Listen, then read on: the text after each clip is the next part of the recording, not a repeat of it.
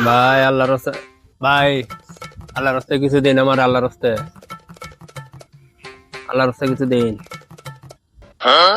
ভাই। দেটিয়া দিছুন, এটা তো আমার হইতো না।